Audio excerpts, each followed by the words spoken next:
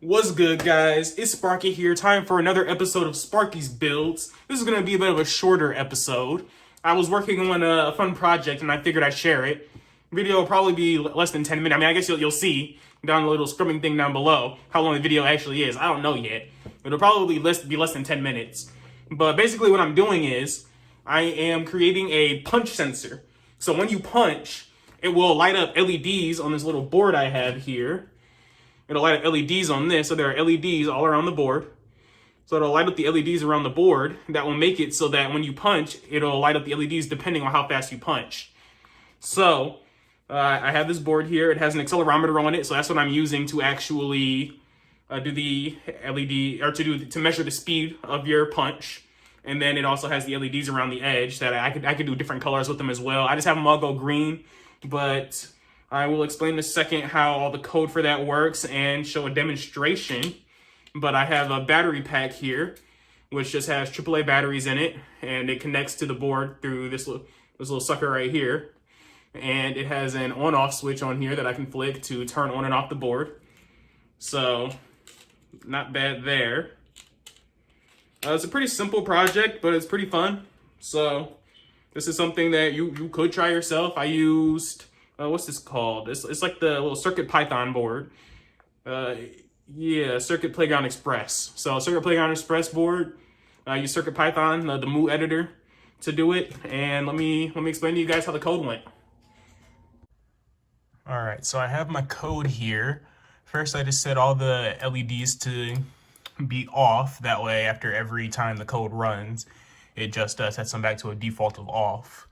Then I set G to equal 9.81 because that is the acceleration due to gravity. That's why I called it G. And then I have the accelerometer grab the acceleration data, and I also have it print to the serial REPL down here. But then when I grab this X, Y, and Z, right now I'm actually only using Y because that is the direction that I punch in. So I'm only using Y. Though I could also use X and Z if I wanted to, but realistically those shouldn't matter much since Y will be the one that sees the biggest change, since that's when you're punching forward. So I have it go if Y is less than 1, just make sure they're all 0. So if it's less than 1 meter per second squared, so basically if your hand is still, and then all the LEDs are off, and then if it's between 1 meter per second squared and G, gravity, 9.81 meters per second squared, it'll turn on just the first LED.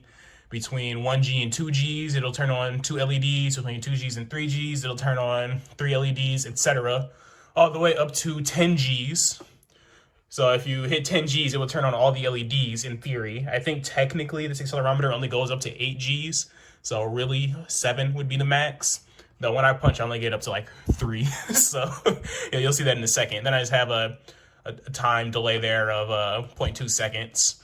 I need to play around with the time delay a little bit more. Sometimes when I punch, it doesn't turn on any LEDs because it doesn't recognize it. So I do need to fine tune the time delay a little bit more. But I decided to leave it at that for now since it gets the point across. So let me demonstrate. Yeah, let me demonstrate it. Okay, so for now, the way I'm going to put it on my hand is just using a couple rubber bands to hold the circuit board in place. And I have the battery pack here, some AAA batteries in it. So I grasp the battery pack in my hand, I turn it on with the switch, and then I have the accelerometer here. So I gotta make sure I face it in the right direction. See, when it's flat, it's off.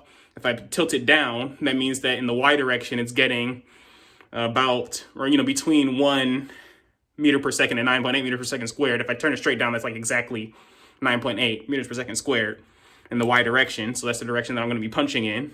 So that should turn on the LED. And my tests, when I was playing around with it, it turned on the LEDs depending on how fast I punch. So I just secure it with the rubber bands as best as I can. And I should be able to have it go when I punch. So let's see here.